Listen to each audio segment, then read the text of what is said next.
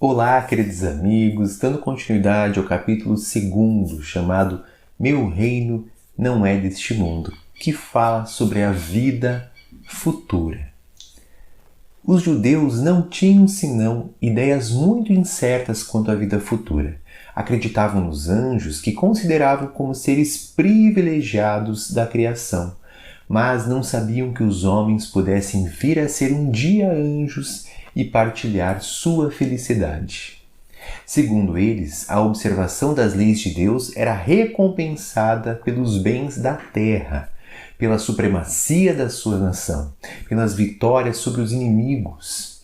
E as calamidades públicas e as derrotas eram o castigo de sua desobediência. Moisés, sobre isso, não poderia dizer mais a um povo pastor ignorante, que devia ser tocado antes de tudo pelas coisas deste mundo. Mais tarde, Jesus veio lhes revelar que há um outro mundo, onde a justiça de Deus segue seu curso. É esse mundo que ele promete àqueles que observam os mandamentos de Deus, e onde os bons encontrarão sua recompensa. Este mundo é o seu reino, e aí que está toda a sua glória, e para onde vai retornar ao deixar a terra. Entretanto, Jesus, conformando o seu ensino ao estado dos homens da sua época, não acreditou dever lhes dar uma luz completa que os teria ofuscado, sem os esclarecer, porque não o teriam compreendido. Ele se limitou a colocar, de alguma sorte, a vida futura em princípio, como uma lei natural a qual ninguém pode escapar. Todo cristão crê, pois, forçosamente na vida futura. Mas a ideia que muitos fazem dela é vaga, incompleta e, por isso mesmo, falsa em vários pontos. Para um grande número, não é senão uma crença sem certeza absoluta. Daí as dúvidas e mesmo a incredulidade. O Espiritismo veio completar nesse ponto, como em muitos outros, o ensinamento do Cristo, quando os homens estavam amadurecidos para compreenderem a verdade. Com o Espiritismo, a vida futura não é mais um simples artigo de fé, uma hipótese.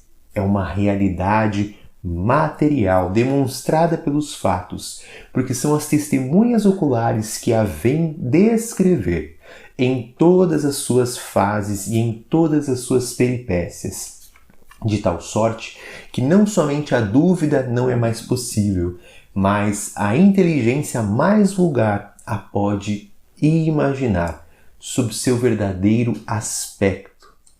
Como se imaginasse um país no qual se lê uma descrição detalhada. Ora, essa descrição da vida futura é a tal ponto circunstanciada as condições de existência feliz ou infeliz daqueles que aí se encontram são tão racionais que podemos dizer, apesar disso, que ela não pode ser de outra forma e que está bem lá a verdadeira justiça de Deus.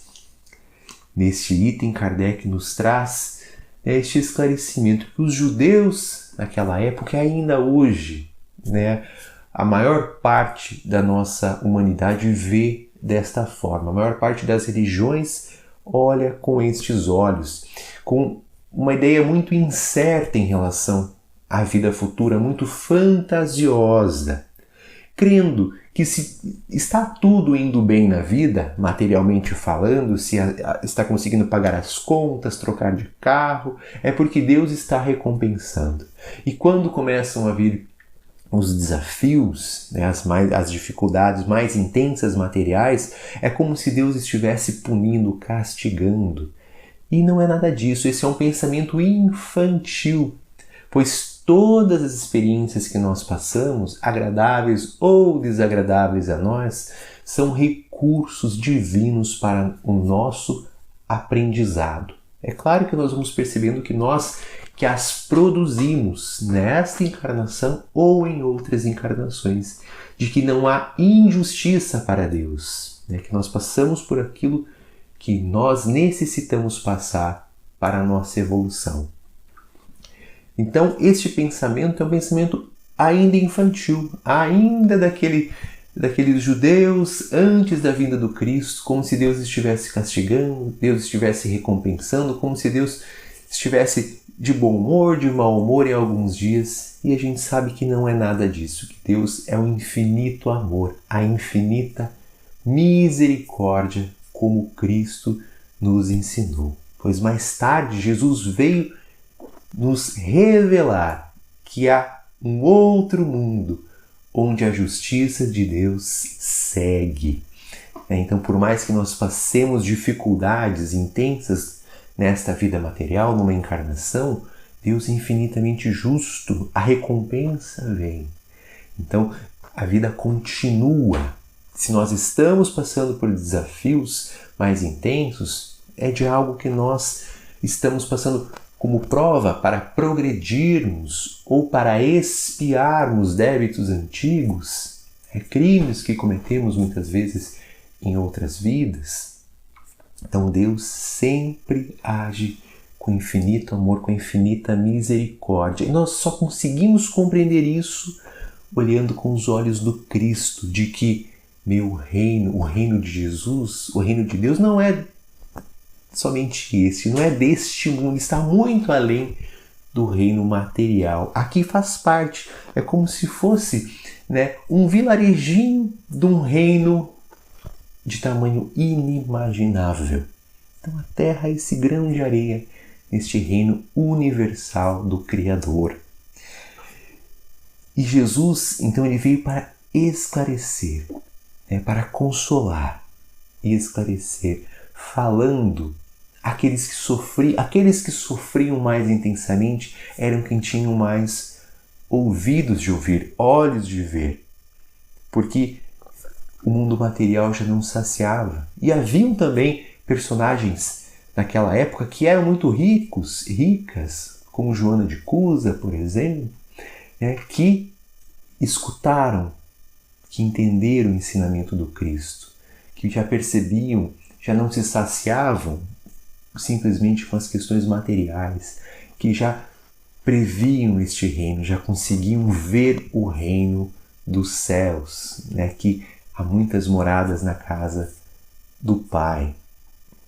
E o Espiritismo veio então no momento certo, onde a humanidade já tinha, por meio da ciência, condições de compreender de forma mais clara aquilo que o Cristo não pôde dizer, porque ainda não tínhamos o devido amadurecimento moral e intelectual. E mandou o Consolador prometido, mandou o Espiritismo para trazer esta luz aos seus ensinamentos, para que nós compreendêssemos de forma mais clara a realidade da vida futura.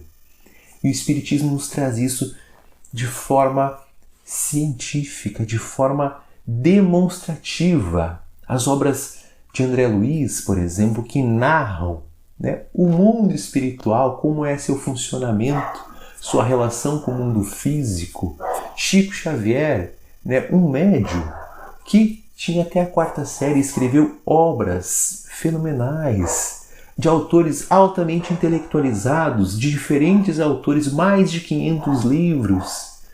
Um livro chamado Parnaso de Além Túmulo tem inúmeras poesias extremamente complexas, de estilos literários robuscados, de autores que estiveram encarnados aqui no Brasil e em Portugal e que trazem poesias inéditas com um estilo idêntico ao que tinham quando estavam na Terra. Então, a comunicabilidade com os espíritos está aí para quem quer ver, para quem tem olhos de ver. Então, abramos os nossos corações. O reino dos céus não é deste mundo. O nosso reino material, ele é, na verdade, um vilarejinho muito, muito pequeno no imenso reino do Criador.